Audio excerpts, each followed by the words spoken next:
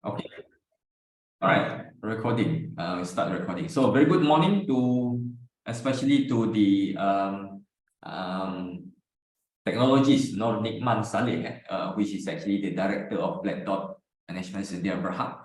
I hope I pronounced properly. And I'm honored or really to have him actually in this class this morning. Although we are in Zoom, and of course it's a much pleasure and honor for him, for myself, to invited him to share some of the insights and some of the strategy perhaps with this our class here in the class is firms, institution, and competition.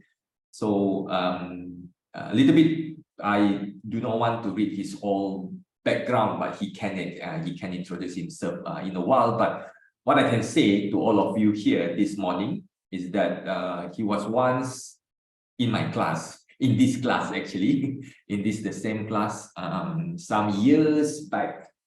So this is like and then of course now he's become the director or the person behind of this the company that he had, and he managed them well, as I know, and they are based in Sarawak. So I think I'll just pass the floor to you, Noor Nikman. You can start sharing your screen. I think you can share your screen if you have the slide.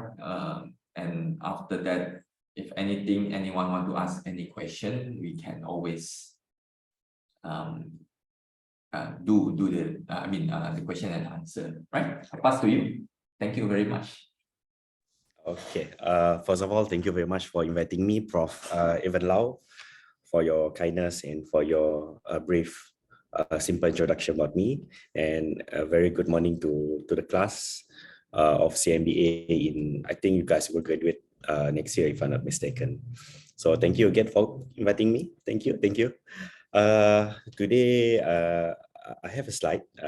We'll present the slide. So basically, this is my slide for today. So for the today title, we have the transition from the Red Ocean into the Blue Ocean strategy in construction sector. For information, I'm one of the founder of the Black Dot Management Sedia Berhad, the company who based in Sarawak. The company started back in 2014, before I started CIBA. And then after that, the company started to grow significantly back in 2020. The reason why we grow is because of the digitalization of Sarawak. Because of that, we are very lucky. And on top of that, we have a knowledge too, directly from Prof. Evan. Directly from the previous lecturers who taught us really well. And then after that, back in 2020, we expand our business from Class E. We had a giant leap to Class A. We take a very significant risk to jump over to Class A. So before we jump to the Class A, we told ourselves that how can we manage the Class A effectively? I'm managing the company alone, so on the how can we manage the company effectively? And then after that, how can we reduce the risk? So we draw few strategies back then. It's not written. Just we think that which one is the most low risk, and also and then we started to work on that. And luckily, we are very lucky, and then we survive in this industry, and we expand significantly until today. We are very thankful to God that, and very, very thankful to those who really supporting us. So the transition now is as you know, the construction industry is commonly been is a common industry back in Sarawak. So today lectures is more toward sharing, is more toward information giving. Normally, if we study about business, we study about strategic management, we study about anything related with entrepreneur back in university, especially in degree time diploma or in masters.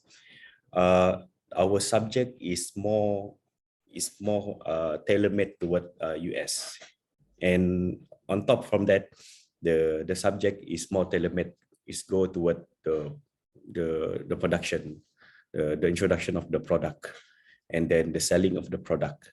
And as you know, I think you guys will learn about the strategic management, and then you will learn about the previously you will learn about Coca-Cola, you will learn about the Pepsi, you will learn about the L'Oreal, you will learn about the Estee Lauder, and back then, but you will never learn about the construction, you will never learn about the local industry.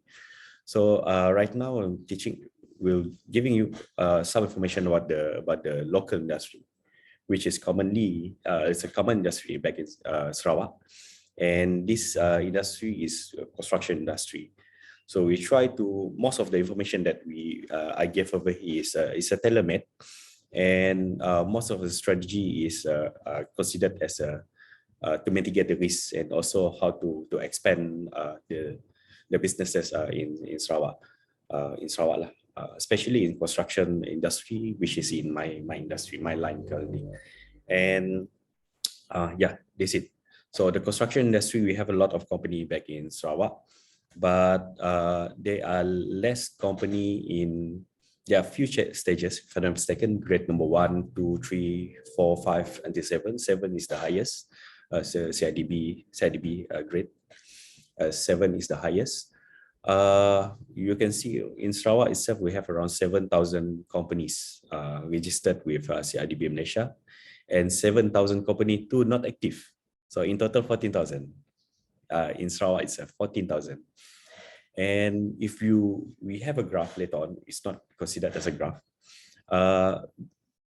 If we focus more to grade 7 or the highest grade, we have around, my last lectures was in 900 company, now reducing to 800 company. We don't know what happened to the industry, but the competitors now reducing significantly, around 100 companies.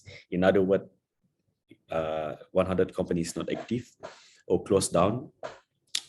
So it's a big impact in the industry. So we learn about the importance of the foundation of the businesses for the construction industry. And then after that, how we expand through the differentiation strategy before we go toward the blue ocean strategy.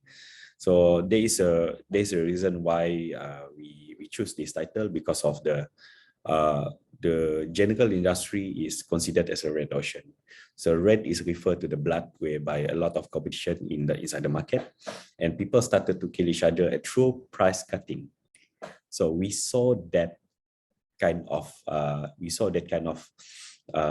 event in the industry, where when we talk about the construction industry, where most contractors try to do price cut, reducing the contract price significantly in order to win the award. At the same time, to win the award, and then after that try to give the value added to the client. So we saw that kind of thing happen. And then after, throughout the years in this industry, we saw some companies too apply the differentiation strategy, where they know that a lot of company in Sarawak is considered as a copy paste. What do you mean by copy paste? If you join this industry, you can copy other people's, and then after that you start your own company. So you can start to gain the momentum from there. But along the way, we saw the differences. We saw other companies' capacity. Some of them, they have technology. Some of them controlling the few elements inside the market. Some of them have the hardware, example like Yung Kong, and some of them will have a financial strength in this. For example, like Hock Seng Lee, Naim, they have their own financial strength, but that company now is not go toward the government project. They go toward the commercials. And then we saw too some companies going to the blue ocean. One of the example is SCIB. They started to install the 3D printing for a house, but not being used. So we know that there's no standard. There's no a specific standard for the 3D printing house in Sarawak itself. So we talk about the red ocean, we talk about the blue ocean, we talk how to do the transition from red ocean to the blue ocean. And we need to accept the fact where we live in Sarawak, and we are not the inventor, we are the user. But if we can go toward the invention or the introduction of the invention, we are now on the next level. But most in Sarawak itself, we are the user. And the only way we can go into the blue ocean strategy without any high risk is to bring the technology from outside to Malaysia. But of course, we can be an inventor if we can do something about the technology that we want to introduce in the industry. So we can. So this is the way we manage in the industry to reduce the risk. In my office itself, we try to go for blue ocean last time. We try. What do you mean by try is back in 2021, we go to Semenanjung, Malaysia. We know that at that time still COVID time, and we started to introduce our company to the West Malaysian, and we told them that we want to bring the smart meter to Sarawak.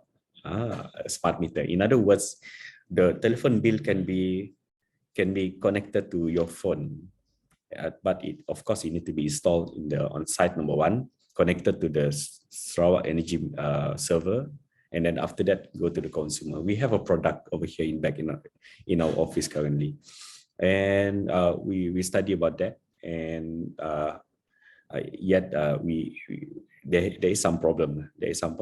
So we have experience try to go for blue ocean, apply the blue ocean back in 2021, and now we in the industry a lot of changes.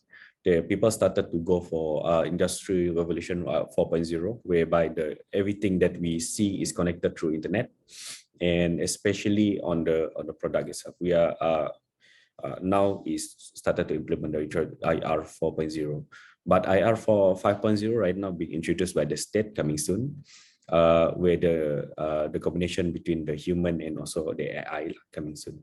Of IR for construction industry, so IR 4.0 is considered as a good things. A lot of technology will be introduced in the industry to make sure that we live in better place. So the only way that for us businesses to capture the market is to see the opportunity and try to propose to jump in to get the opportunity. There is another opportunity called the EV. I think you guys know about EV electric vehicle in Sarawak itself. For the electric vehicle, we heard about electric vehicle back in 2031 too. At that time, it's very hot.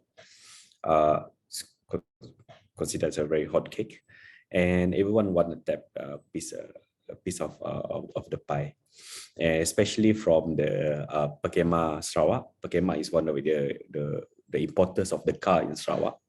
They try to venture into the EV through supplying the EV charging. So we help them to get the product they need, including the pole tiang lampu, the poles charging, the public charging, and we give it to them directly. But as you know that during at that time we had a problem where the EV charging have challenges. One of the challenges is the Sarawak Energy. Sarawak Energy hold one ordinance, electric ordinance. Only they can sell the electric. Only they can sell the electrics. In other words, there is two type of the way we sell the electric is by kilowatt hour or by charging by hours. So we had a problem how to charge the consumer. If the consumer buy Tesla, they want to charge on publics, how to charge? Unfortunately, on the Sarawak Energy can charge the electric by kilowatt hours. So those are the challenges if you try to go for blue ocean strategy. if you manage to pull that off, if you manage to to apply that strategy, if you manage to convince the market, to convince the client too, so you are one of the sole owner for the one product, which can be used for widely used in Sarawak. So in conclusion, the strategy is to bring the strategy outside to Sarawak, try to implement to Sarawak, and then after try to control the market from Sarawak. And then from there, we can get the cash cow benefit from there. So that is the brief introduction about the transition from the red ocean to blue ocean strategy in construction industry. That's all for me. Not yet, just kidding. Just kidding. So this is the brief information about me. I think you guys, Dr. Evan, Prof. Evan will give you a bit of the information. I think I'm one of the CMBA holder too. One of the Bachelor Management Technology from UTM Skudai. CMBA holders, graduated back in 2017. And currently I'm one of the master student from UNIMAS, Faculty of Engineering, and also UITM Shah Alam. I'm taking double masters right now, ongoing. So we try to go for, we call it a continual improvement. So we call it a continual improvement. We try to go for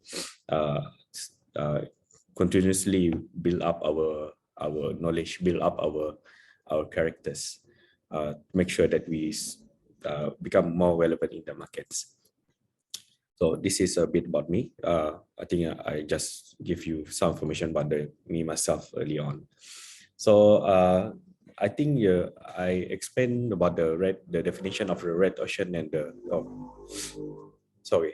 typo over here.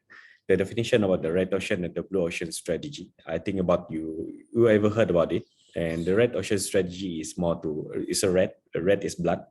Blood is referred to the competition, where a lot of companies, when people started to come into the market, they will automatically will enter into the red ocean strategy. A lot of company will in that particular market, there is a lot of company in the single sector.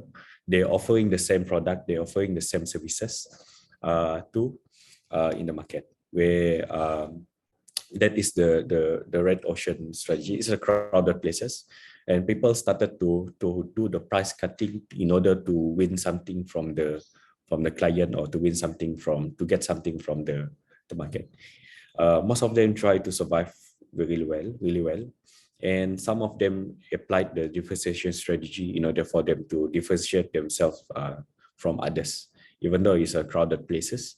But they try to manage themselves, try to survive in the industry itself. I think around 11 students right over here, you guys have an experience, working experience.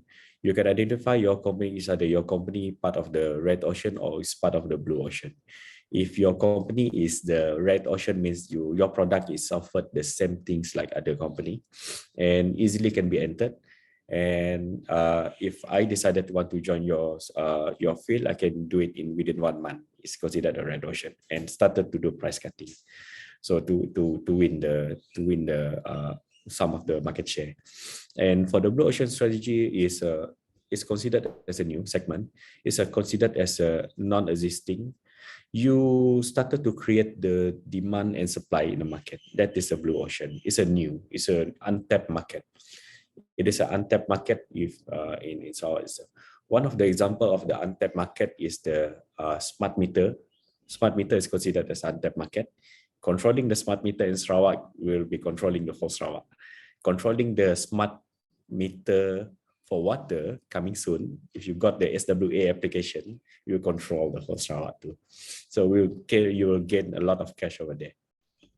So 3D printing for house is considered as a part of the blue ocean strategy too. It's an untapped market too.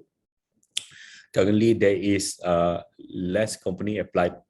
Only 1 or 2 company only having the try to apply this strategy. The 3D printing for houses, one of these, the ACIB, and I think that one is just a marketing gimmick, but there is no real application yet. But the challenges is in the construction industry is about when we do the construction, we do the application, the only things that worried people is about the specification. Is the specification being applied in the industry is accepted, can be endorsed by the professional engineer? Is it safe enough to be used if we build two-story houses? So that is the main challenges. And there's another challenges where how about the piling? How about the pad footing? How about the pile cap before you do the house 3D printing? So as you know that the Sarawak is full of pit soil, so there is high probability of sinking in for to build up the structure. So a lot of things need to be think too. But if the company can solve that problem, endorsement and any other things that matters that arise due to after they apply the technology, automatically you are part of the blue oceans. So now you know about the red and blue ocean. Red is a common market. Blue is an untapped market. So if we learn about a bit of theory, only 3 pages only, no need to worry. You guys will learn about the theory more about with Prof. Evan. Prof. Evan is considered as very knowledgeable people too. So this is the characteristic of the blue ocean. And the market is existing market. Blue ocean is untapped market. Competition is try to beat the competition to survive. There is less competition in the blue ocean. Sometimes 1 or 2 companies, sometimes only 1 company monopoly the whole things. The demand, you try to exploit the existing demand, and for the blue ocean strategy, you try to create the demand, trade the demand. So in other words, if there is no demand, you try to market it. So that is what I call. So this is the differentiation. So you guys will learn about this later. So today we learn about the Porter 5 forces too. We try to apply the blue ocean and also the Porter 5 forces. So only two type of theory will be applied today, and we try to link the theory with the construction industry. So 2 theory will be applied today. So the Porter 5 forces is considered as a very powerful tool for the businesses to understand, for you to understand about the market, for you to know more about the market that you currently join in. So number 1 is according to Porter, there are 5 forces. Number 1 is the threat of substitute product or services. Number 2 is bargaining power of buyers. Number 3 is the new entrants. Number 4 is bargaining power of suppliers. Number 5 is rivalry amongst existing competitors. So in other words, competition. So number 1 is the threat of substitute product. So the theory number 1 is is there any other product can be is one of the substitute product for your company, for the product that you offered in the market. If there is a threat for you. Number 2 is the bargaining of the power of the buyer. What do you mean the bargaining power of buyer? Means that as you enter into the market, the buyer started to request for more discount. For example, I want to buy for 1,000 pieces. It's a bulk sales. Can you reduce the price? Or in other words, that the other company is selling the same product, but the other company is selling 2,000 ringgit, but they requested a discount from you 1,500 ringgit. So in other words, you lost 400 ringgit to gain the market share. That is a bargaining power of the bargaining power of the buyer. Sorry. Okay, and then after that, the threat of new entrants due to the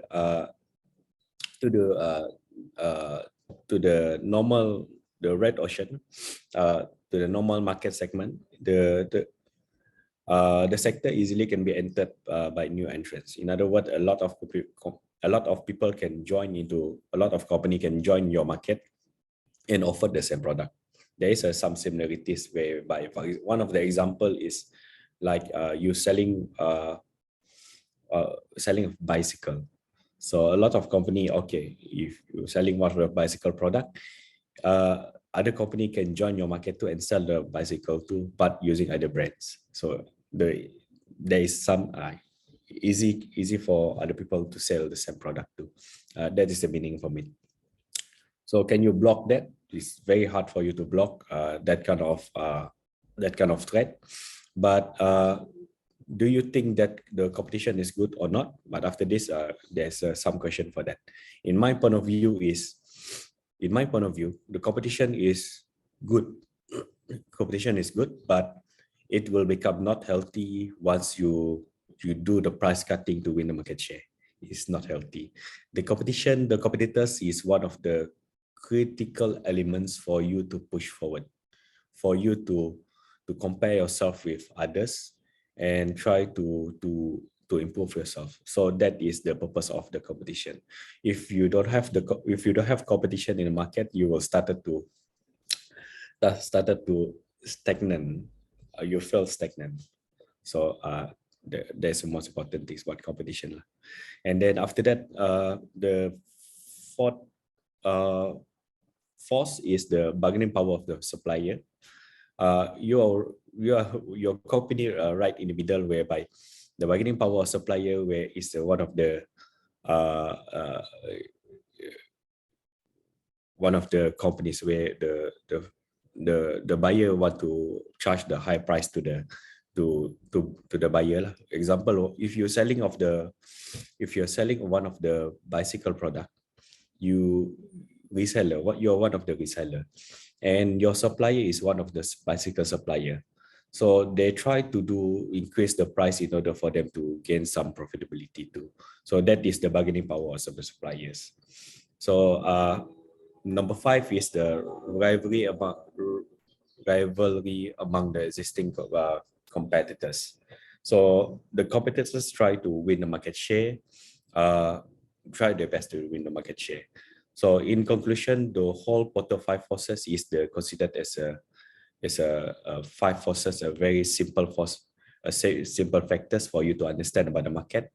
And this market is helping you to understand, and also if you see properly in these 5 forces, you will see the people try to cut throat each other to win the market share.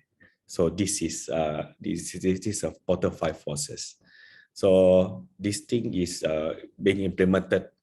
You can identify these 5 forces in the industry, any industry in Sarawak itself. So we will learn the red ocean and blue ocean strategy and Porter 5 forces for the construction industry. I hope that my sharing will help you to open up your mind, to help you to identify your market, and to make sure that you ready for consulting your company in the future later. And this is what I hope for later. So next page is, this is the next page where the innovation, and also as I told you earlier, the Malaysia is one of the end user. It is difficult for us to do the invention, even though we have our own invention. Is it good enough for us or not? But if you can't invent things, you can bring the new technology in Sarawak. So that is the strategy. So invention, I see a lot of invention in Sarawak back in 2018. I joined the back in 2018, was not mistaken, I joined one of the startup Borneo program, startup Sarawak. Inside there, a lot of companies who come and also present a product. So I saw a lot. One of the product is the the smart cane. A smart cane is which is can be used for the blind people, uh, the blind people, and connected to the phone. And then the cane will tell you where it goes and which one is the obstacle in front of you. So we saw that invention, and that invention, in other words, those people are inventor, but they have a problem. They have a problem how to market the product. So at the end of the day, the stagnant. They face stagnant. To face a stagnant. So need to think carefully. Once you invested into a new invention, in other words, you invest a lot of money. So do you? There is some question you need to answer. Do you ready to lose all your money and to invent new things, or will you try to bring new technology to Sarawak, and after that try to study the current technology, try to implement the technology in Sarawak itself, which is much safer, and the technology is proven outside. Now try to implement in Sarawak itself. So I think both way is, you can do both way, but try to mitigate the risk, especially risk of entering new market, risk of burning your capital to invent new things. Excuse. Sorry.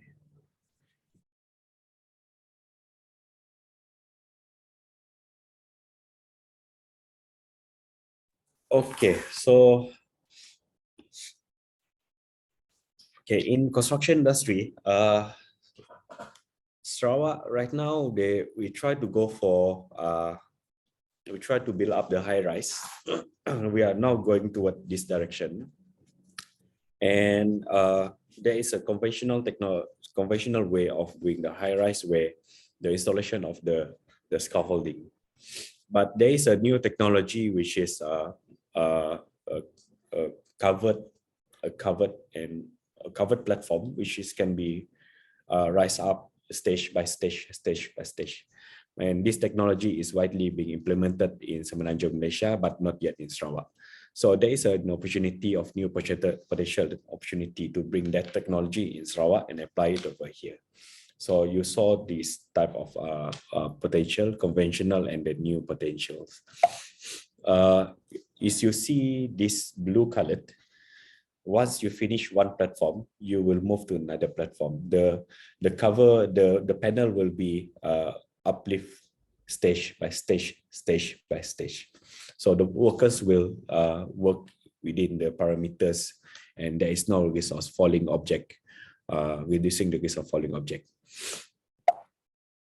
The second, the new technology is, I think you guys know about the AutoCAD. AutoCAD is being introduced back in 1970. My thesis is about AutoCAD, Dr. BIM, in FANG. And the introduction of AutoCAD back in 1970 is the first introduction of the software, whereby the software using the computer's technology to design things in 2D. But there is a new technology we call the building information modeling, which is widely being introduced in 2015 in the market. And right now, JKR have their own standard. CIDB, they have their own standard too to apply the building information modeling. But unfortunately, there is no de facto software of the building BIM in the world. There is no de facto.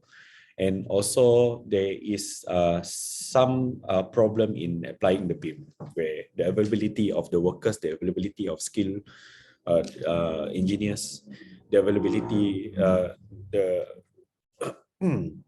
the technology being used. So this is the BIM itself. But BIM is the future. You guys know BIM is the future. So sooner or later we will move from AutoCAD to BIM, 2D into 3D. And then after that, we will started to do the planning stage, the implementation stage. And then we can do the sub analysis too in building information modeling. And the client too can use the the BIM model after you construct things to do the operation and maintenance. So that is the future over there. So in Sarawak itself, we for the contractor, there is less contractor who applied BIM in Sarawak, and only one or two company who offered the service of BIM in Sarawak, BIM consultancy in Sarawak. So another new, this is the, you guys know about this. This is cast in situ. Cast in situ means you do concreting on site. And another one is 3D printing for houses. So this is a new potential markets, the conventional way and the new way of the to construct things. And this is the things that I told you earlier, the normal meter and the smart meter. The normal meter will normal people the authorities or the Sarawak Energy need to come, the personnel need to come to the shop houses to collect information about the meters, and then after to charge to the customer. But there is a new potential technology, which is the smart meter. But there is a problem of smart meter whereby the the smart meter, we need to do the integration of the system. For example, like Itron and also Itron system, I think. Sarawak Energy using Itron system and Trillion system. Itron and Trillion, I think Itron and Trillion. So if you produce one, if you bring one items in Sarawak, can you integrate the technology match with the current software being used by Sarawak Energy or not? If can, yes, you can supply the product. So this is the new potential technology. So in Sarawak itself, we have around, if I'm not mistaken, around 900,000 houses, 9,000 houses. And I think, if I'm not mistaken, only 10,000 being installed smart meter in Sarawak. They started to do testing. There is an opportunity over there. So this is the new opportunity too. Laku has been one of the pioneers to implement the smart meter for water. Laku Management in Miri. This is the conventional meter. People need to come and read the meter to charge. This is a smart meter charged directly to the server and to the consumer. So this is another new opportunity can we go toward. But introducing the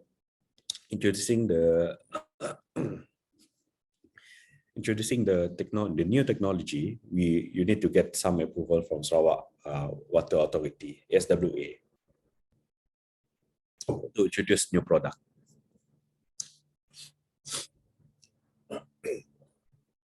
Okay, next.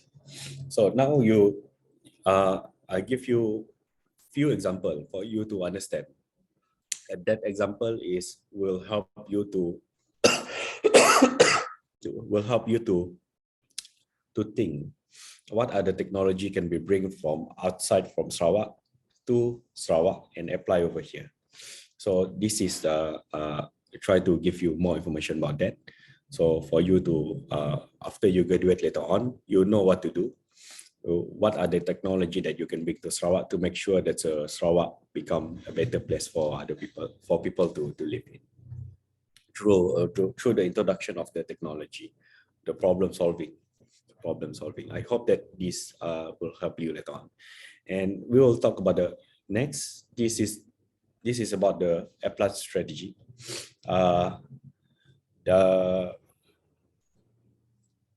The blue ocean and red ocean strategy combined with the Portal 5 forces in Sarawak construction industry. So we will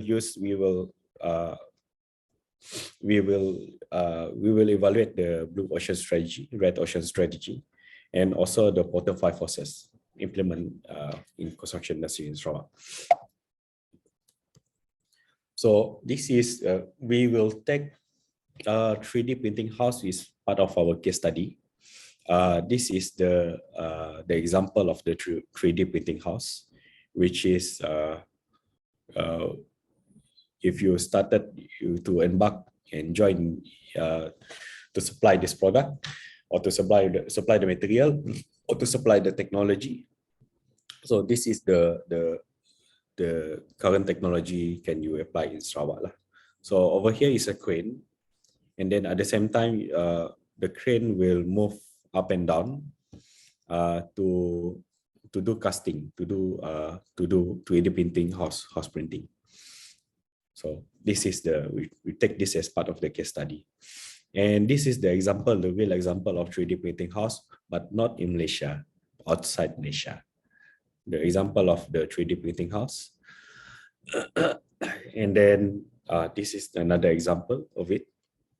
It is a very beautiful. Implementing this technology in Sarawak will revolutionize everything, the industry.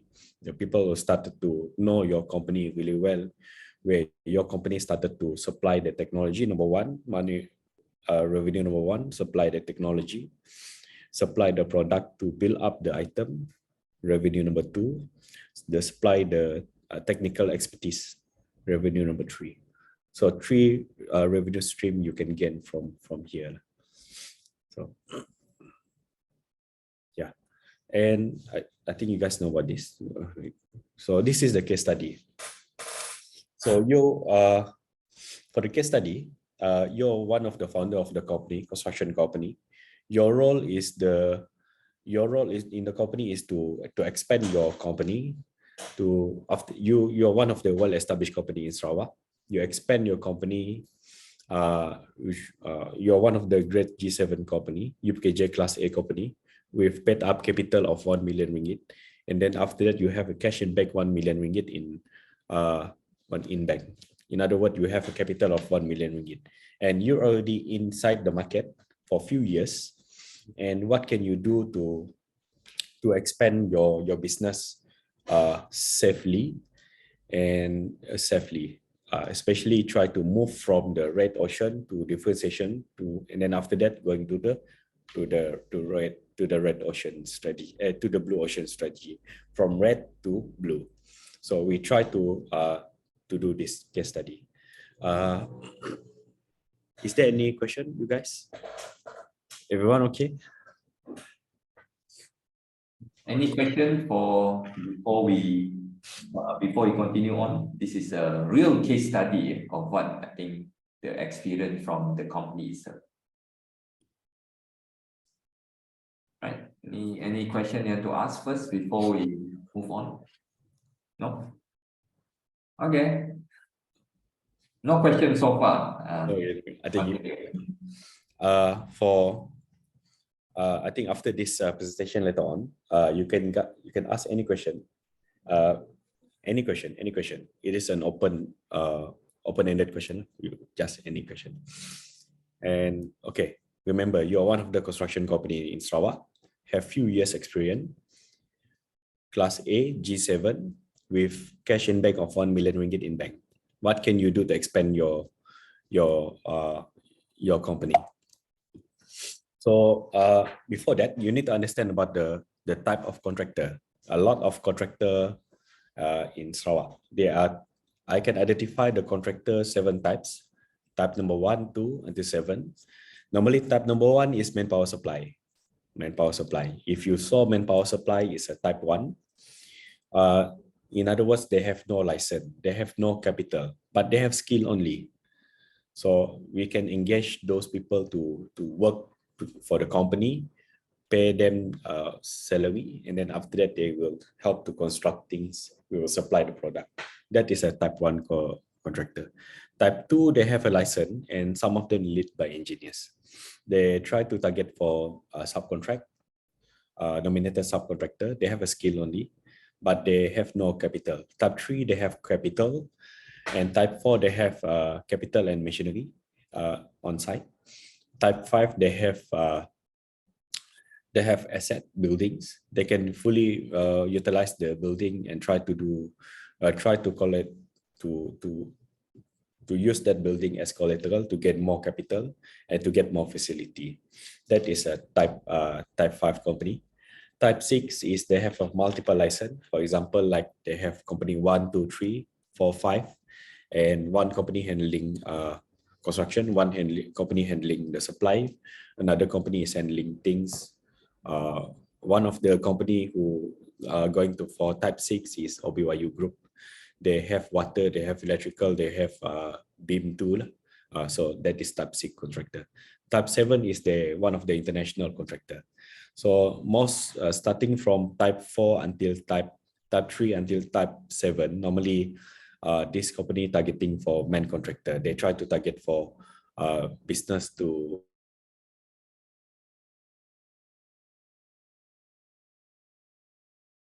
type. Over here, this is the construction sectors in Malaysia. I told you about the earlier on about the number of companies. My apologies, 9,000. Just now I told 7,000. So local company 9,400 is still valid. The license still valid. 9,200 the license is expired. In total, we have around 18,000 in Sarawak. Oh, sorry, this number in Malaysia. In Sarawak, we have 800. Local company who have the PPK is 300. PPK means the basic registration. Basic registration means the company being allowed to do business to business only or business to consumer only. This is the company who registered under this sector. But for this section over here, PPK and SPKK stand for Sijil Perolehan Kerja-Kerjaan.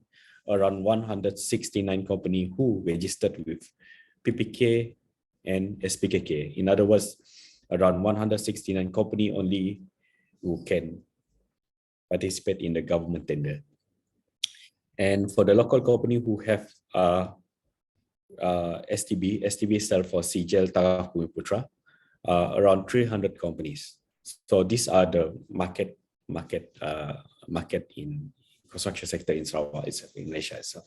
So next, so we need to learn too about the target market. The target market is you can target for business to consumer. What do you mean by business to consumer? Means you do the businesses offering the renovation works for consumer, the existing peoples in the market. For example, you build a house, so that is business to consumer. So business to business, we have the license needed for that is CIDB and PKK and other required documents. Normally for business to business, the business try to go for subcontracting works. They will go for business to business. On the other hand, the business to GLC or business to business GLC is they try to target for GLC is like Sarawak Energy, Laku, Kuching Water Board. That is considered as a GLC. And Petronas to Shell too, one of the GLC. And business to government is a business that's offering the services to the government. In my point of view, the most stable business is business to GLC and business to government. But the requirement to enter to join this field is quite very tough. There is a lot of documentation need to be done, and you need to have extra capital. You need to have capital for you to embark to this segment. Normally around 5% from the contract amount. If the amount of the contract 10 million, you need to have around 500,000 ringgit in bank, cash in bank, for you to participate only in the tender process or in the bidding process. So 5%. The requirement is very strict. But the best thing about this segment is the payment is confirmed. So as long you deliver the product, your payment is confirmed. Not the business to consumer, business to business, they are tough, quite tough, because you are dealing with people. So sometimes you have a problem in collecting the payments. Sometimes you have a problem in fighting over the job scopes. So there is a lot of tedious process right over here. Over here is much more structured, but it is tough to join. So in this case study, we will go for business to government. It's considered as as part of the case study. So I hope that you guys understand about the market segment in this construction sector. Because of selecting this is considered as a first step of establishing a company. If you can't understand your business to business, business to consumer, GLC or government, you will be lost later on. So you need to have a target market. So target market, you will tailor-make your target market, you tailor-make your company based on your target market. So then you can start to navigate in the sectors easily. This is what I do back in 2017 and back in 2018. So we tailor-made our documentation for that direction until today. And until today, our company, we felt that our company is, we are not perfect, but I started to see the potential of ESG. Now we try to tailor-make our documentation, not only for construction, but tailor-made to ESG too. So this is our direction later on for next year direction. So you see how we improve things. We not try to settle. We try to improve step by step, step by step. So in study 2, there is one terms we call it continual improvement. If you getting ISO, inside ISO there is a clause where continual improvement. You need to continuously improve the system, improve the way you works, improve your company. So that is the most critical part of it, continual improvement. You cannot stop at one level only. You need to move from one to another one to another one. Then your company started to grow. And in a capital too, capital is very important too, where capital will enable you to do a lot of things. But you need to maintain a few cash in bank to ensure that your company keep afloat and paying all the operating expenses and to bid for other project. So inside any talk that I engage with, I always remind other people to manage your financial properly. Manage your financial properly, even though it is a very important things in business. So financial is very important. You need to manage your finance. Next. So I told about this just now. So this is the example. I think I will give you guys a slide later on for you to read. Okay, this is when we talk about CIDB requirement, we talk about the specialization. So you are one of the contractor in Sarawak, G7 contractor in Sarawak. In order for you to expand your business in Red Ocean, you need to have your own specialization. So in specialization, CIDB specialization, we have a lot of specialization in CIDB. One of it is number one is building. Number 2 is civil engineering. Number 3 is mechanical. Number 4 is electrical. Number 5, a new being inserted by CIDB is facility management. So FM is the new things, the new specialization being implemented by CIDB. So over here, you need to understand these two categories. This category will enable you to offer which business inside the market later on.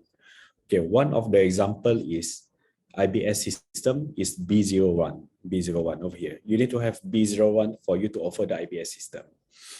If you want to make empangan means a dam, you need to have CE04 over here. CE04. If you want to offering the business of installation of aircon, you need to have M01. You need to, if you want to offer the business of electrical, you need to have E04 or E05. So these are the specialization you need to have inside the company. So expanding your business is not just expanding to get the project only. No, we need to expand ourselves. We need to expand our company. So one of the way construction company for you to expand is to get more specialization code. if you get more specialization code, your company can do a lot of things, For example, like one of the tender being issued by the Sarawak Metro last 1 week ago. If you saw that advertisement, the tender document 10,000 ringgit, but the requirement 10,000 tender document non-refundable. But the requirement is very tough. Some of the requirement they have this specialization code. They make it the code is one of the mandatory code. So in construction industry, if you don't have the code, it's tough for you to do business. So in Red Ocean, there is a lot of company who offered the similar product. They have three codes only. Hanya 3 codes saja. I can guarantee you 3 codes only. Okay, one of the example of code, the normal code being issued by CIDB to normal contractor is B04 over here. B04 and CE24. CE21, sorry. Only 2. So you will compete with that company. So in order for you to differentiate yourself in the market, you need to get more specialization code. In our company, we have around 100 plus specialization code, which is in my company. We tailor-made our company for that direction. We go for differentiation. We have around 100 plus specialization code, if I'm not mistaken. And I think you will learn about this later along the way. But in conclusion, you need to expand yourself, not only to get more business, is to get more specialization code to strengthen your license for you to get more businesses. So that is the most important thing in my point of view. So the more code that you have, you can join a lot of projects. This is one of the real example being extracted out by me yesterday. You can get more specialization code. One of it is, you can see right over here, B01, B02, and B04. If you don't have this thing, you cannot enter this tender bidding process. So that is the reason why you guys, the first stage during the Red Ocean, inside the Red Ocean, you need to differentiate yourself to strengthen your company for you to participate in this type of tender. So some company, they don't have any B01, but they have B02 and B04. They cannot participate. So yes, you can join this. This tender process. Okay. So this is the example of the business to consumer. The example, you do house renovation. This is the pictures. This is the example of business to business. Why I using the electrical example is normally for business to business is NSC. NSC is nominated subcontractor. Any main contractor who participate in one project, they have to nominate one nominated subcontractor. They need to declare one. One of it is electrical contractor. So these are the electrical contractor who try to install the piping before they install the wire in. So this is the example of business to business. It's more to nominated subcontractor. And this is the business to GLC. You guys know about this substation, 132 kV substation. And normally this substation is the service is being offered by the international company. But recently, the Hawk Sengli, they completed this project in Matang. So I think they have experience later on. They will actively participate in this project later on. So due to Sarawak Energy is a GLC company, This is the real example of the installation of the construction of the 132 kV substation. So business to government, business to GLC. So this is the business to the government. This is the iconic building in Sarawak, where Dewan Undangan Negeri, Dewan Undangan Negeri, in front of the waterfront. This building is being constructed by the Bina Puri, I think many years ago, and now completed. Now this is become the most beautiful building in near Kuching lah. So this is the example of the business to government. So a lot of big companies try to target for the government project because of the security. So this is the real example. So when we talk about the Potter 5 forces in, we talk about the theory just now, and we try to implement the Potter 5 forces in the construction industry. But this one is specifically tailor-made for the construction company, a G7 company, who is try to go for in construction industry. So number one is the threat of substitute product. Is there any threat of the substitute product in the construction industry or not? Yes, we have. One of it is the substitute product for the car situ is IBS panel. Another one is 3D printer for building. So that is the one of the substitute product for this construction industry. Is there any threat of new entrants or not in this industry? Yes, the industry is easily can be entered by anyone, provided they have a capital to participate in these sectors. But the easiest way to participate in these sectors is to go for the lowest grade first, grade number 1, because it needs around 5,000 ringgit only to join these sectors. Since our case study is we are one of the G7 company, so is there any threat of other company who want to participate in G7 company or not? The G7 company, so a lot of company, as we study just now, right over here, this is the reason why we do this type of study. Around 300 companies in Sarawak. 300 companies in Sarawak. So how can we ensure that we can eliminate the threat of new entrants or not? We cannot. It's very hard for you to stop people to coming inside the industry. In order for you to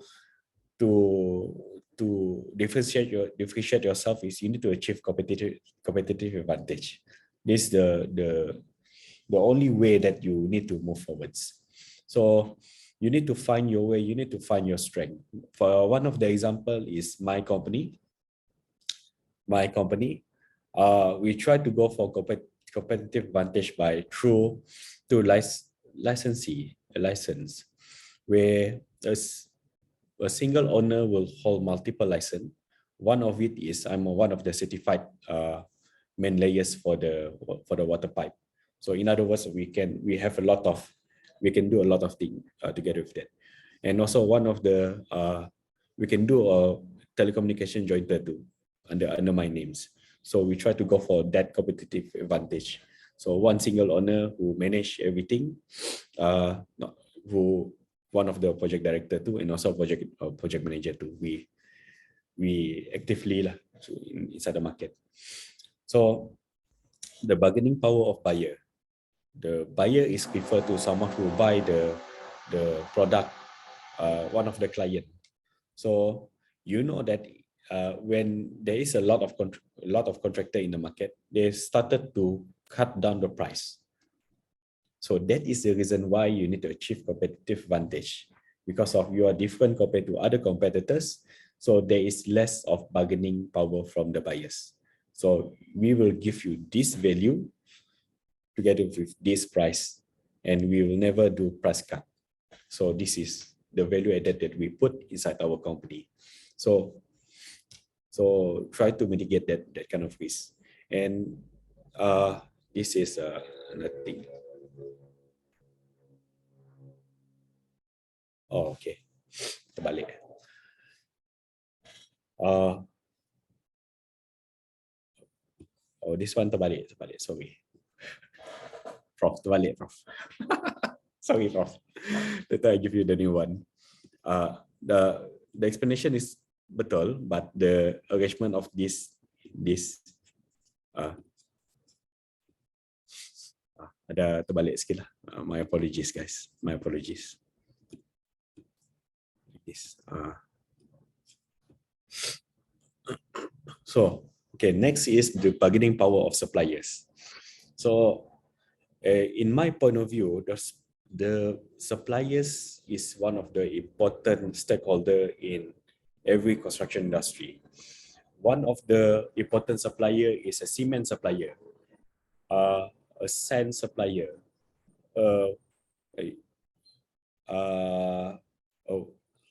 the hardware company. They are one of the important stakeholder in construction industry, because those people supplying you the product, you are one of the installer for the product to make the end products. So the supplier always want a high price in order for them to get more profit, and in order for them to get more in order for them to survive in this industry. But for the company, if you're one of the construction company, there is few ways for you to mitigate the risk, to control the bargaining power of supplier. There's a way. Number one is you need to come to the supplier and ask for, if we buy you 1,000, how much can you give? If we buy you 2,000, and how much can you give? If we put cash in upfront, how much can you give? So you can start, the price will reduce a bit, then you can get some profit from it. So you need to create a long-term relationship too with the supplier. But if the supplier insists, try to take over it. So that is the only way that we do way with things. So we had a problem last time. We have a problem with our sand supplier. The sand supplier they're not very good. They are not quite very good, but never mind. The only way for me to mitigate that kind of risk is to get the sand license. And then after that, try to get that sand, try to dredge that sand by ourselves. So that is the only way. That is the reason. That is the meaning of try to take over a bit of segment from there. So try to work with them first. If cannot, try to find the alternative way. But that is my alternative way. And luckily I managed to do that. Luckily, survived too. Gila. And this is the rivalry among the existing competitors. The competitors is tough. 300 companies in market is a small community, and we know each other really well. So there is a way to control, not only to control, but we need to work together with the existing competitors. If you fight them, there will be a lot of price cut, and there will be both person or both company will lose will lose lah. So in my point of view, the only way for the company to move forward to mitigate the risk is to work together, to create a secret alliance, and try to make friends with them. One of the example, if we know that they participate in that project, let them. Don't compete. Just try to make friends with them. Try to negotiate with them. If how much that they put the price. For example, if they put the price 1,000 ringgit, you put 1,000 ringgit too.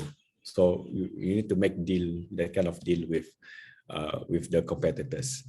That is the other way of the other way of managing the existing competitors and rival competitors in this segment.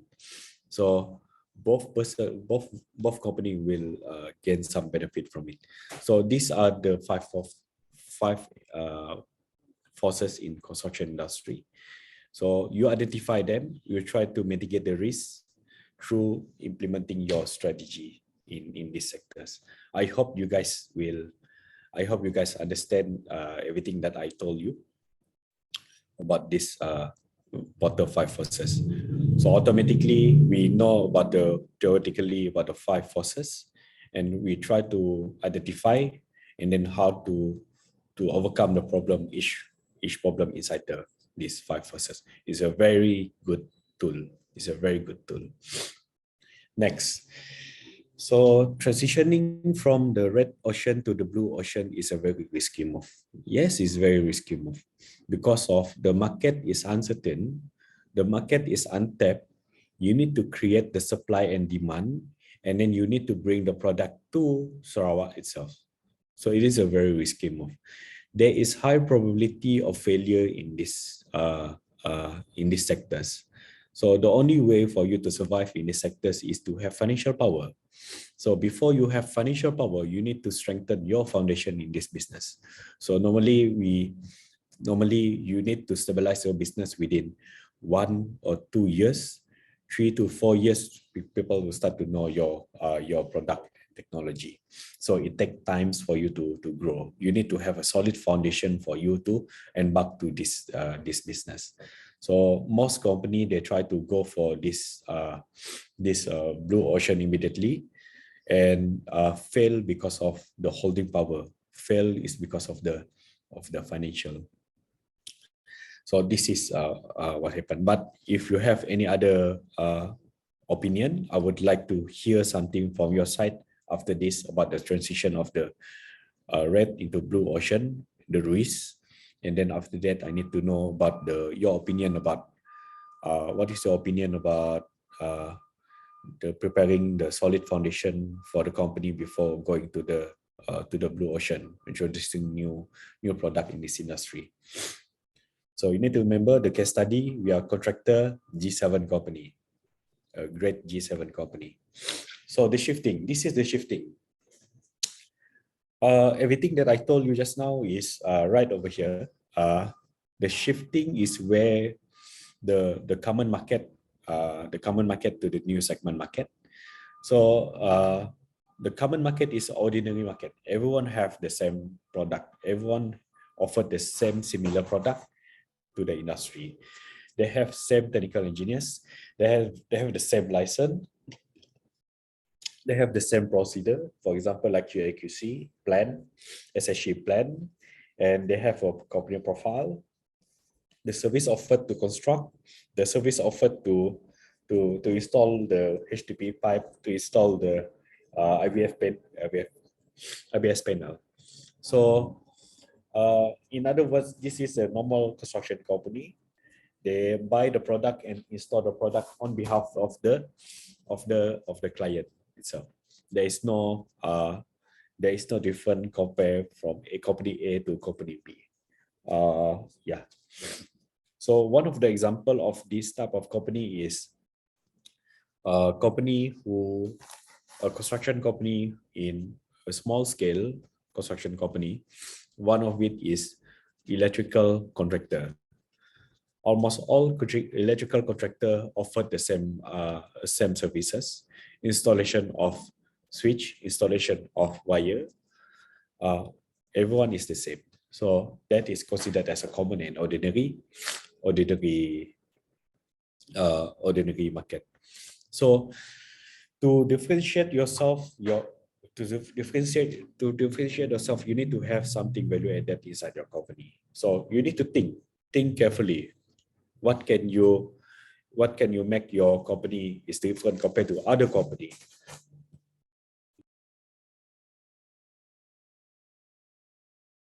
Sorry.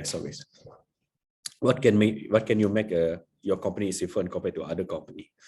So one of it is in Sarawak there are few company who offered all-in-one one of the company is a Bomel Engineering, one of the straw energy company who offered the consultancy together with the construction company.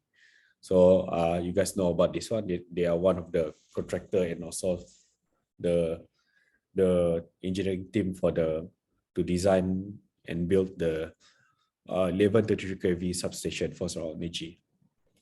Another similar company who have this type of service offered is Perunik SL. They have contractor company too, and also the consultant too. And the other is Obiwayu Group too. Obiwayu is one of the considered as a big two. They have consultancy, Perunik Maza. They have electrical. They have consultant URW, one of the URW contractor, and they have a construction team too, KCC and also Petra Energy, oil and gas. So their service is all in one. Another value added that you can think is the concession, such as the right to extract sand and gravel. This is tough. To get the license is tough for this segment. But if you control one or two elements, it will increase your chance to win a project, whereby the client know that you have the material, the raw material, critical material for you to do construction, and you can reduce the cost significantly too. Others is road milling. One of it is the CMS Rawak. They have a road milling machine. If you saw on the roadside, they cut the road, and then after that they try to do pavement again. We do the pavement again. So only the CMS Rawak have that kind of machine in Sarawak. So they consider there's a reason why they can get the concession to do the road maintenance. So the application of BIM, this one is still new too, even though the BIM can be purchased around 10,000 ringgit per annum. But in Sarawak, there are less companies who applied BIM. So this is the differentiation that we can go toward. And why we put it right in the middle of the blue ocean and also the red ocean of the differentiation, because this transition is considered in the middle of, you try to make something new, but at the same time other people implement the same things too. It will help you to differentiate your company with your competitors. Because in my point of view, it's stay right in the middle, where is it going to the new segment? Is either you can control the whole market, or you can go for just a normal ordinary market. So this one is just right in the middle. For the new segment, is considered as untapped market. Is IBS system, the project management consultant. One of it is a Multimore, is a project management consultant. The IBS system is this one is normal. My apologies. 3D printing for construction and space construction. This one is too ambitious, too ambitious. And this new segment is a very high risk. The company try to explore something new. To offering to the market. So now the shifting, as a G7 company, you can do your shifting stage by stage. In my point of view, you need to experience the common and ordinary market first before you go to differentiation and segmentation, new segment. It is because of we as a company, you need to have a proper solid foundation. Why proper and solid foundation? Without a foundation, your company will easily collapse. So in case anything happen later on during the transition, at least you can go back to square one, the ordinary market again, to restart again your businesses again. So as MBA, we need to plan that kind of things. We need to plan for the worst case scenario. If this business is not moving, what are the things? We need to go back to the square one again. That's why a solid foundation is a critical, in my point of view, is very critical for me. It's very critical. So when we expanding to to blue ocean strategy, there are few stages in my point of view. The target for shifting from the red ocean to blue ocean is you need to have this kind of thinking where a problem solving type of thinking. You solve other people's problems at the same time you saw the opportunity and also to get some profit out of it. So one of it is an entry strategy where the company need to have a solid foundation. A solid foundation is considered as a basic for it's a basic function for you to operate. You can enter to the blue ocean strategy without a solid foundation, but it is very tough and also it's very tough. It's very tough.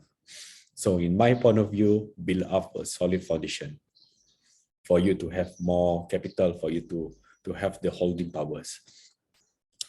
Number two is to target market strategy. You need to target you need to have your target market. Your target market. For example, like if you decided to implement the 3D printing for building, so which one is your target market? You know that technology is considered as the new technology. If you wrongly implement the technology, people will started to sue you front, back, side, up and down. So it's very tough. For you to mitigate the risk for this segment is to do business with government, to make the to try to apply the technology in government first. See is either the technology is workable or not, because the product will remain there for years. I think 10, 20, 30, 40 years. So it's very dangerous for you to immediately implement this type of technology here. And for the innovation, you need to choose your innovation. And macam as I told you just now, we are living in Sarawak. We try to bring the most easy way to join the blue ocean is to bring technology. Again, bringing technology is the most easy way. So in innovation segment, so bringing technology, you need to choose which technology you want to bring in Sarawak itself. For one of the example, if 3D printing for building, so where to get the supply, and how to get the technology, how to implement it, and try to get the technology,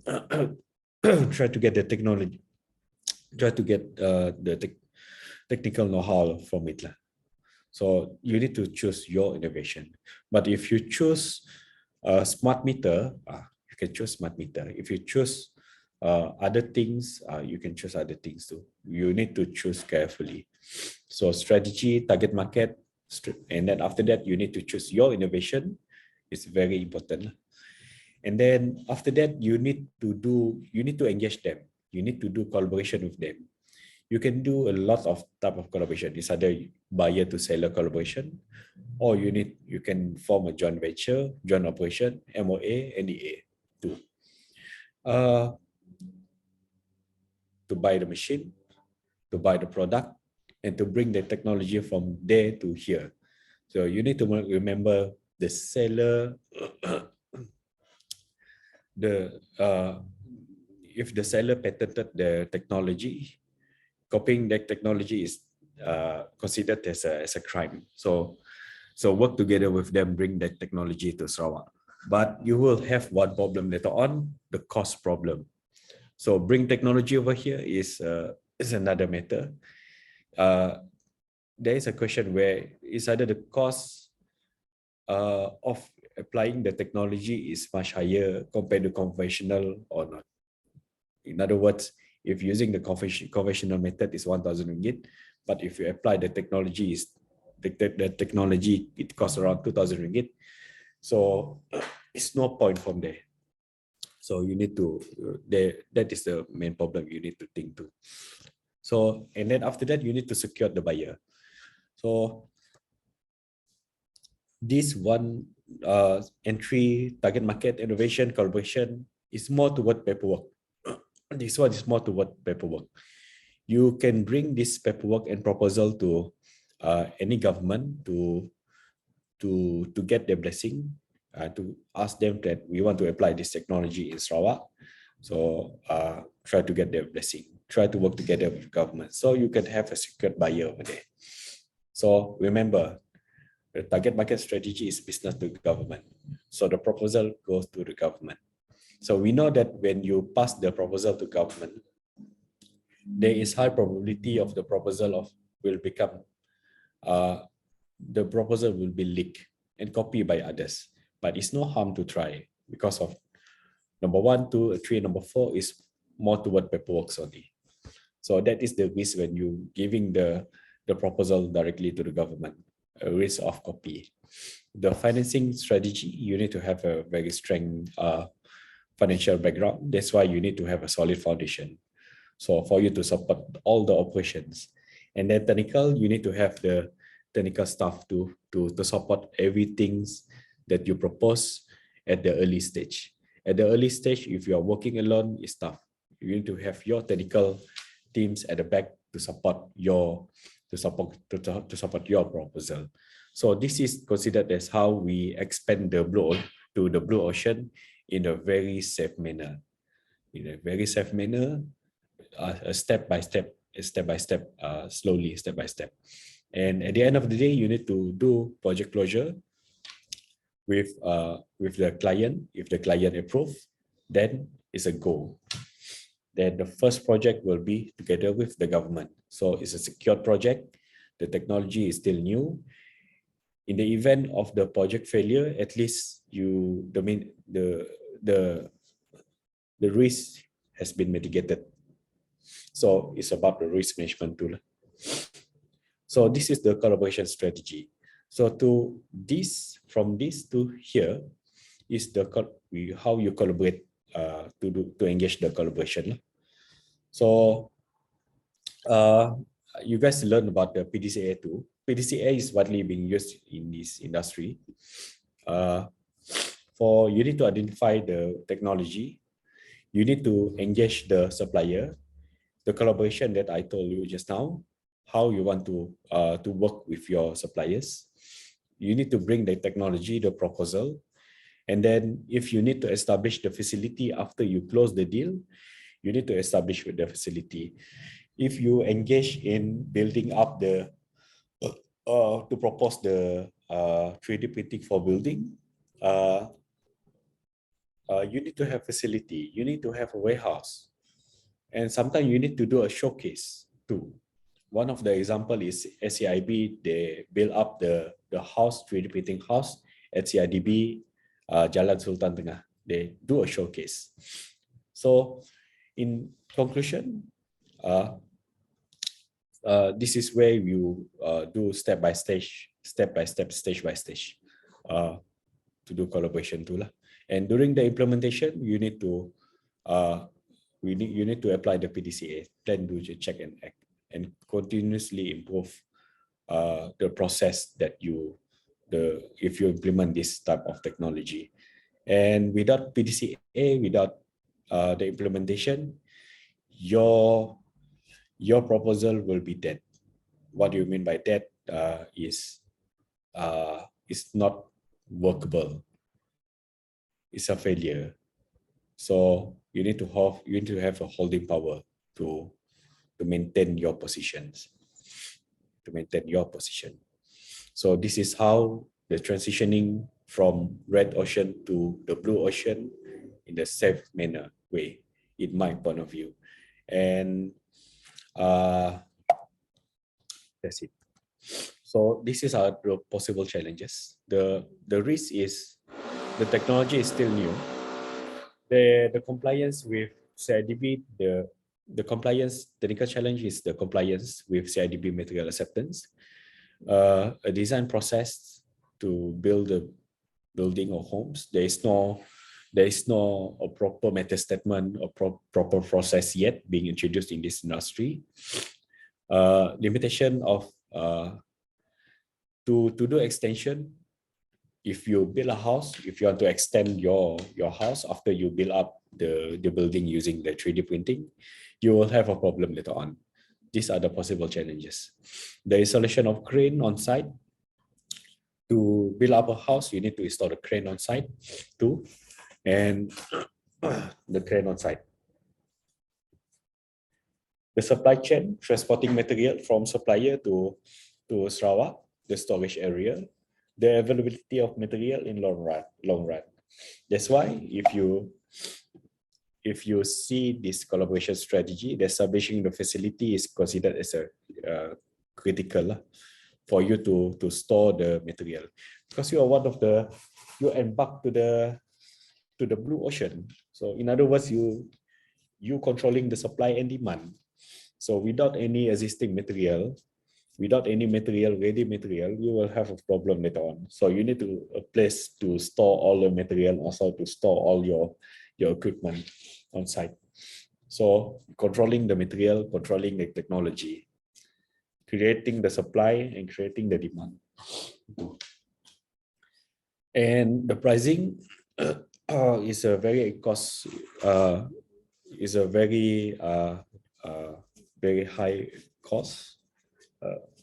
In other words, to purchase the machine, it's very expensive. It's very expensive. So these are the possible challenges of the 3D printing for building. So I think almost the end of the slide. To strengthening the composite strategy, we need to build the solid foundation for success. So in construction industry, we know that we will embark into conventional contracting right over here. We will go for differentiation through value added and go for the segmentation, new segmentation. So if you see right over here from low risk to high risk, if you see from low risk to high risk, when you started to move from left to right, it will become high risk too. So in order for you to build up the solid foundation, you need to go for the normal conventional contracting. Remember, you're one of the G7 and Class A. You need to continue, no matter what happened, you need to continue your current business.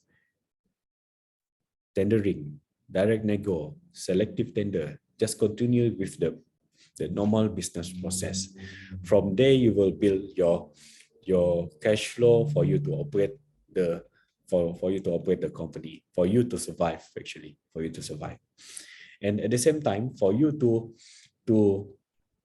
get more value added, you need to have support system. This is where the value added coming in. One of the critical element is the sand, the gravel, and the cement. So how to get the sand? From the sand, you can get the license directly from Magna Focus Sarawak, which is controlled by LCDA.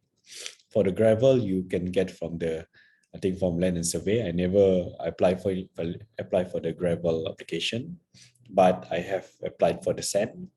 For the cement, you can go directly to the CMS to purchase the cement directly from CMS. It is much cheaper that way. If you buy through hardware, in other words, you can make direct negotiation deal with them. So controlling this element is very crucial for you to go for the construction sector. From this support system will support your current business right over here. And after you build up the solid foundation, then you go for the new product and segmentation. This is considered as high risk. Then you can propose anything that you want to propose for your company to go further. In case anything happen to number C, a new product and segmentation, which is over here is a blue ocean. In case anything happen right over here, you can go to square one again. So there is a less impact over there. You can still survive if you apply this type of strategy. I can guarantee you can survive unless if you purchase machinery and you making a loss over there. So it's unrecovered loss to agak tough sikit lah. But there's a way to counter that things too lah. So this is in my point of view. For like I told you just now, this is the things that I told you: the strengthening, this build up the solid foundation. Stage 1 to strengthen your foundation. Stage 2 to expand. Stage 3 to venture to new segment. If you fail, go back to stage 1 again. So everything that I told you is right over here. I think yeah, this is the real this is the real technique being used in construction industry. I hope that my explanation is good enough for you. My example is can enlighten you more. I hope that the strategy is being introduced over here is much different compared to everything that you studied in CMBA, everything that you studied in strategic management, in entrepreneur. This is, in my point of view, this is the real case study. If you apply this stage 1 by 1, stage 1, 2, 3, you will have no problem in the future. I can guarantee you, because my company using the same strategy too. As we build up our solid foundation, and now we go for stage 2 for expansion. So in my point of view, this is our strategy, and we think that the strategy is workable for Sarawakian, is workable for within the Sarawak, within the construction industry. And we hope that my simple explanation will help you to help your company to expand within this field. And my mission is to give you more information for you to join this field, sometime in the future. This field is a very interesting field. It is tough too. We hope that we see each other again in the industry. If you have any question, please ask me any question, and I really hope that you can ask anything. And I open for any debate. Just kidding, doctor. But yeah, MBA perlu debate sikit, doctor. Prof. That's all for me. Thank you again. Thank you for the detailed explanation of what is going on and what is the I mean, from your point of view, for the experience and of course of what you have put into practice into your own company, of what you have done I mean, on theoretical basis and now put into practice, right? So any question? I hope I mean any question from from any one of you here inside here? You can ask few things. You can learn something. You can collaborate if you are inside, or if you're interested. Perhaps some interested to invest or to expand into Sarawak. Perhaps your I mean the business or related one. Any question? Anything that you want to ask to enhance more of the understanding behind? Yeah. Anyone? Any takers? They are very shy and quiet this morning. Anything? Hello, hi. Okay, good morning. My name is Lily. So first and foremost, thank you for this sharing. It is a very interesting topic. So I have like only just 2 questions. The first one is, can you share with us one of the challenges that you think that it is really like difficult that you have faced during the pandemic last time, especially in the construction industry, and how you handle it? And then the second one is, I want to know, I'm just curious how you manage your time doing like double, triple master and also working at the same time. Thank you.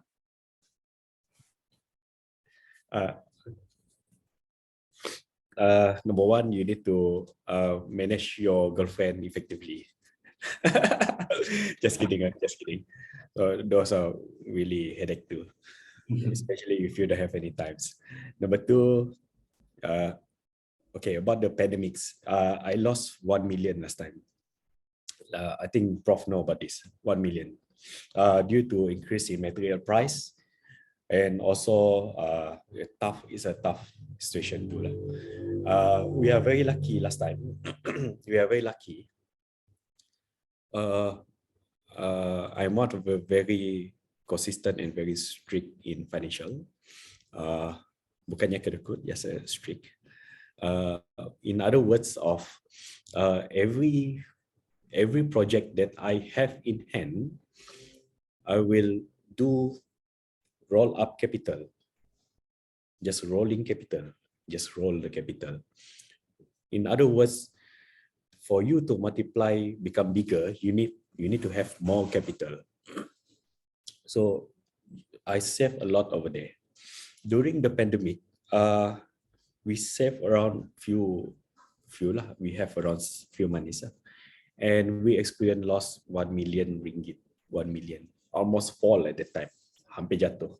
Tapi the way we manage things is during we had that kind of difficulties, loss of 1 million ringgit. Number one is consistency. What do you mean by consistency? Number one, continuously improve the company, from license, from competency, from technical aspect, and then after that we will never pledge any salary within our company. No late payment salaries, we just stick to that, and it boosts our motivation to work more harder.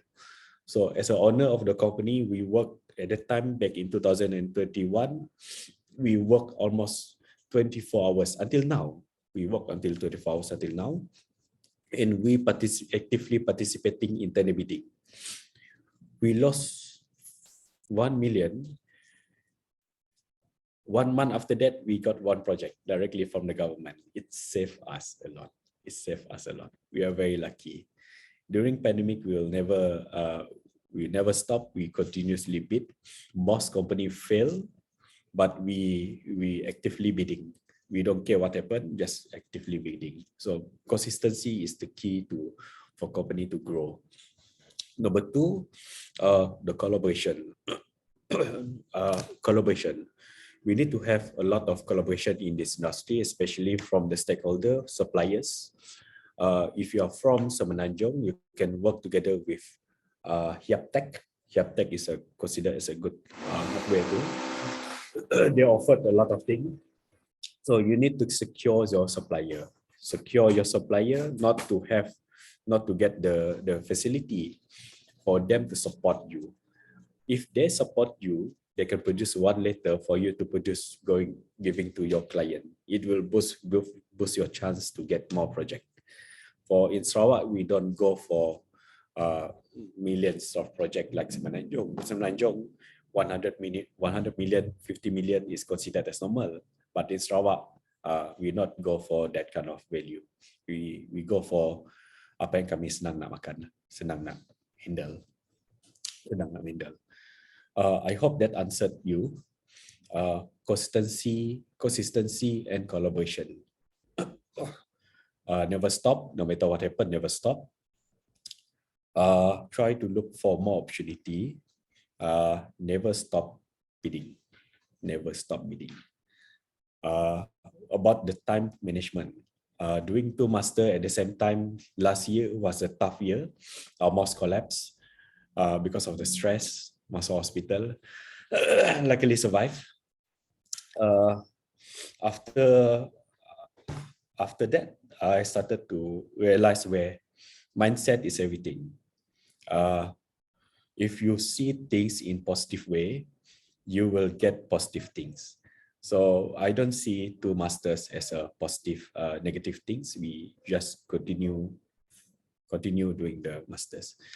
So I try to invest on technology. Number one, technology. A good computer, for example, like Mac is considered as a good computer. The reason why is because of I bring I bring my laptop anywhere I go. Even I go to the UiTM Shah Alam, I go to traveling to Miri, to KL, I will bring my laptop in. Because of a good laptop will give you a good power. For example, like it has around 12 hours, 3 hours, 4 hours battery life. You can work inside the anywhere you want to work, and then you can open and work immediately. There is no boot up. So it will reduce your downside to work. You increase your motivation to work. So for the assignment is a very tough. I know that Prof Evan memang banyak bagi assignment. We know. Just kidding, Prof.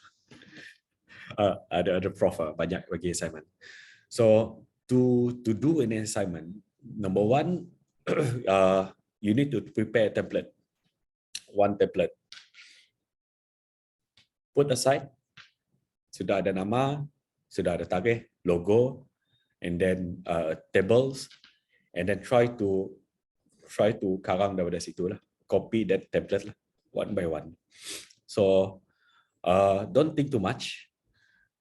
Just do. So normally one assignment I will use 4 to 5 hours to make one assignment. 4 to 5 hours, 10 pages, 12 pages. So normally this is what I do. So if you think too much, this thing will bug your mind. So in other words, you need to continuously do your assignment. Don't stop. Don't stop. It's a very tough lah. This is how I manage my time. No, but other than that is managing a company. Managing a company, I work 24 hours, 24/7, and I do go to site too. I go to the project site, and I think that I manage my team really well. I have my engineer in, I have my QS in, who provide me a support, and normally I will come to the company for to get some updates and also to get more information about the latest information about the project. For example, any related decision with money matters, I will make any decision. Any technical matters will make by my engineers. So I delegate things to them. So this is how I manage my times. About the personal life, we try to. There is no time for personal life. Yes, is a lot of argument in, a lot of you need to manage from time to time. Need consistently call the partners to make sure that things become smoothly. And there is one times where tomorrow is my examination, and today we had a fight. So stability is the key to get things move. To get things move. So spending time during lunchtime, spending time a bit during dinner time, bring the laptop anywhere you go, work, and then this is what I do. And I involve in the association too, and I managed to do a lot of multitasking is because of the technology being used, the technology that I have in hand. It does speed up my work process, everything. It does speed up my documentation, preparation of documentation. Yeah, it does. Yeah, it does help me a lot. Yeah, I do mobilize a lot, and yeah, technology. So It is a tough. It is a tough time, but in order for us to improve, we need to continuously learn. We need to continuously grow. So without consistency, walaupun kamu smart macam mana sekalipun, so without consistency, you will lose too. But you need to be really more consistent in what you do. I'm not that kind of smart person. I'm just try to settle the problem one by one. If the problem occurred, settle immediately. If your assignment keluar hari ini, esok settle. So this is how I do. So I use a lot of experience in explaining explaining some part of it, some part of my assignment. About the examination, the masters that I currently taking in is in construction in engineering management, UNIMAS, construction masters in construction engineering in UiTM.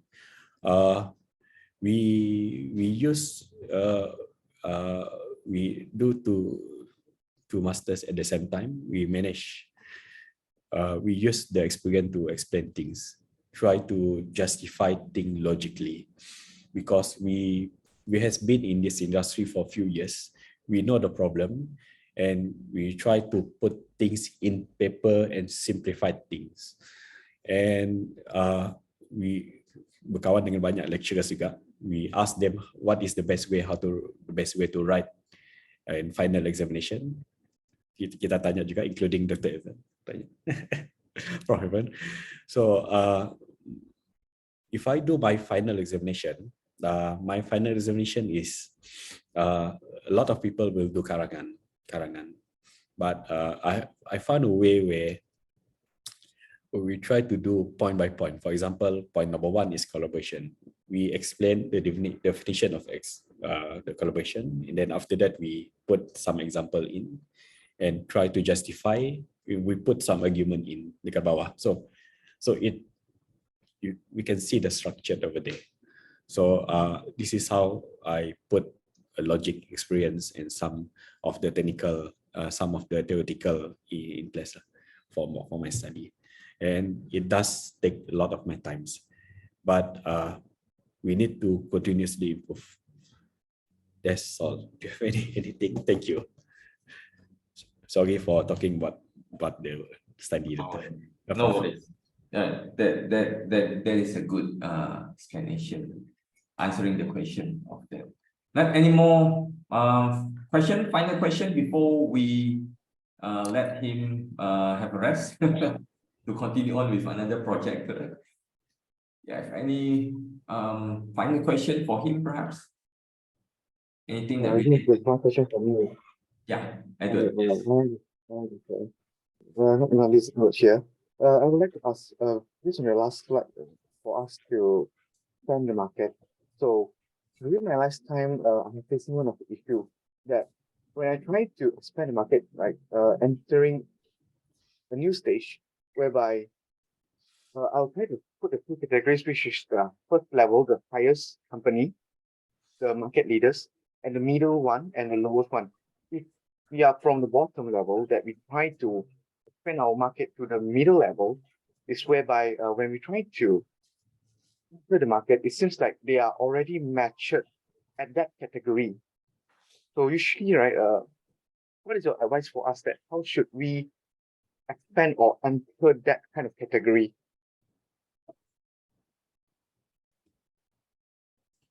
Oh, okay. Okay. What do you mean is, one of the example is if you're expanding to other industry, but the industry, the players they have a solid foundation, a solid ground.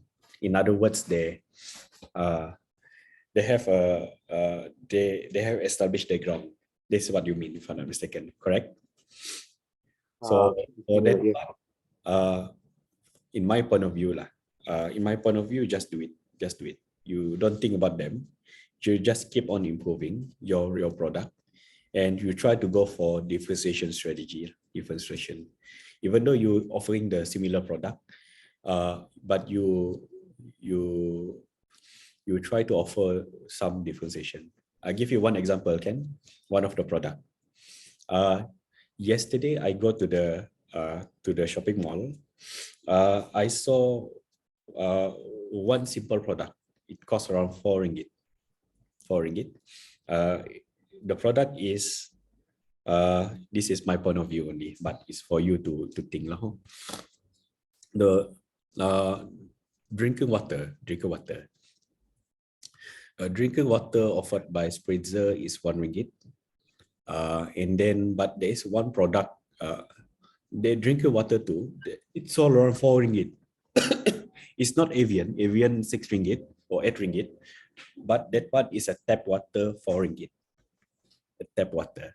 So I'm quite curious why they sell this type of water, tap water for 4 ringgit. I just read the label.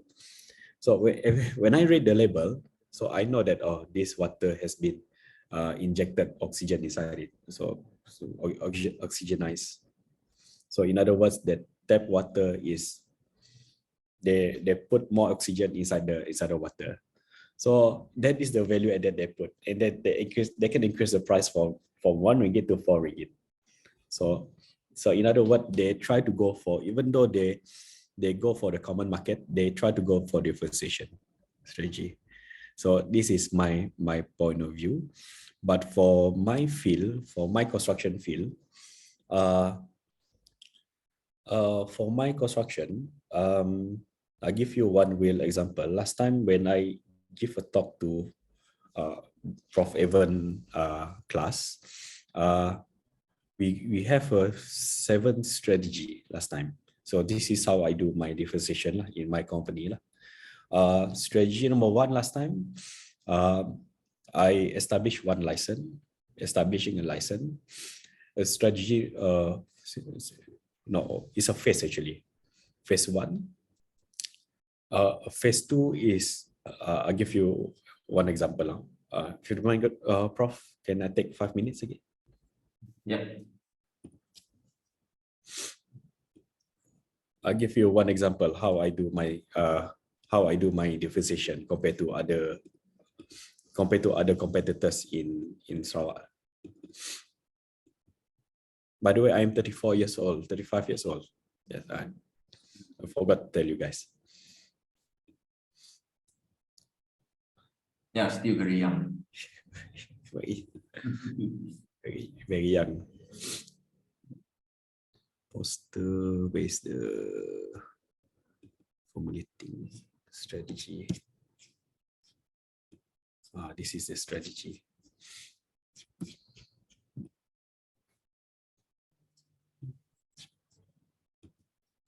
Okay, this is the strategy that I implemented last time to achieve differentiation. So back in 2020, we have stage by stage. Stage 1, stage 2, 3, 4, 5, 6, and 7. So I think Prof. Evans dah muak masa dengar benda-benda macam ni. Prof, stage number 1 is to establish a license. So in other words, we need to have a lot of license in. Without a license, you cannot do a business in any field. This one is applied for construction industry only. I hope you can relate with your industry. Stage number 2 is to target market. We need to choose our target market well. Number 3 is to make collaboration. We have a lot of collaboration, including we have currently joint venture with IJM Construction too. And this collaboration will help you to expand your business. Even though you are one of the small player, but you do a collaboration, you automatically become part of the big group. Now, stage number 4 is to, after you got a lot of project, you got a lot of cash in. So it is your role as a company, as an owner of the company, to make sure that you reinvest your money and to don't buy unnecessary things, to use that money to ready for next level. So that is stage number 4. But stage number 5 is when your company is become big, not really big. Your company is being, your foundation is solid. So there is a question where if anything happened to the company, kena saman sana sini, and we need to close our company, what happened to my income? So in other words, I need to strengthen my interpersonal skill and also skill and also competency. That's the reason why I go for a lot of we go for masters, competency, main layers, telecommunication, telco. So this is stage number 5. Stage number 6 is where we get the international license. And stage number 7, we try to go for Berhad. But Berhad, we are targeting for Berhad without listed. So that is the vision of the company in 2035 later on. So the conversion to Berhad without listed, it can be done. One of the example of the company expanding without listed is Brass Venture, Eastbound Corporation, Sarawak Digital Economic Corporation, and a lot more company who is not listed but can go for Berhad. So we saw this type of roadmap. It is part of the strategy for our company. So this the strengthen of our license, our cash flow, our collaboration will make our company become more. Even though we are in common market, but we are moving toward other direction. We differentiate ourselves compared to other company. So this is the strategy being used by me by me. So I hope it explain yourself. My company, we have in this industry, we know that our company cannot compete with IJM construction. We cannot compete with Gamuda. We cannot compete with TRC. But the only way we can prove ourselves in the market is we establish our ground internally.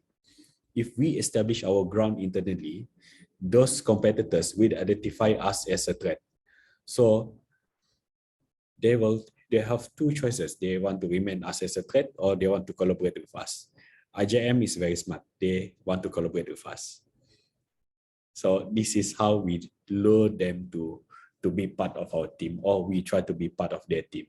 Without any tax, how can you compete with the big boys?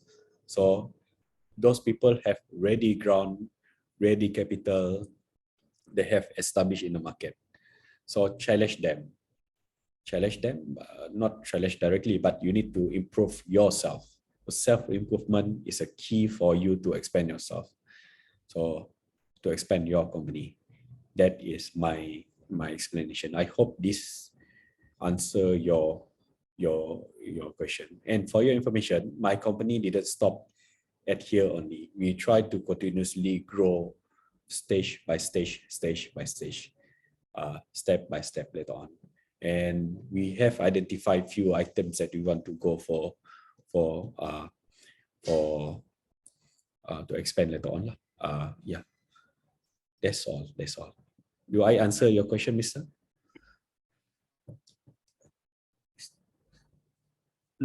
Yeah, I think that's the question is now posted or been asked by Edward Ang here. Right, I think we are over the 12, as I do not want to because he have to also spend the time with doing some other things, of course. And before we go off for the day, I think it's good that we can I hope everyone here in this room right now, just a while you can on your camera, just a while, let us take one visual picture just for evidence for this afternoon. This afternoon we are 12. We already arrived at 12 right now. Can we take one nice picture? Going on the camera, is it possible for everyone? Yeah, you just on your camera, either you're using phone or any other devices, just on for a while, few seconds.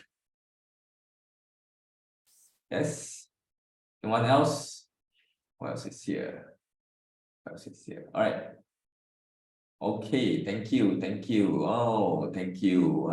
These are the faces. Where is?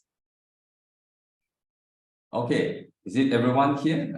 Nina, Amira, Munira, apa tadi? Okay, right. Amira. Okay, there's two Amira. Just one.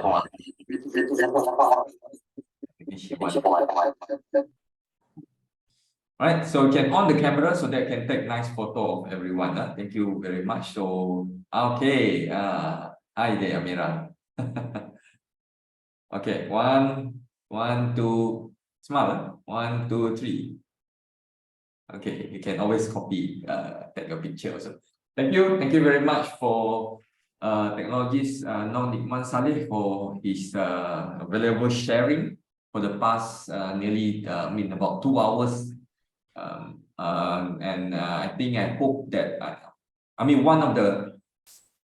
one summary, one word that I can learn from him here is that consistency, and then move forward. Do not stop. I think there's a lot of word already, but consistency is the word there. And of course, I would link consistency with sustainability. So on behalf of this class, again, thank you very much. I hope that the company, Black Dot Management, will grow and sustainably and can contribute not just to the industry, but contribute also to the state, to the country, and of course, giving back to the education here. I think that's what the responsibility, corporate social responsibility. Right. So thank you very much again for joining us here in this class. Thanks, Nikman.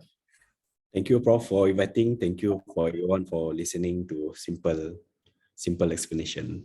Thank you. Okay. Thank you. You guys learned something. Thank you. Yeah, Prof. Thank you. Thank you. All right.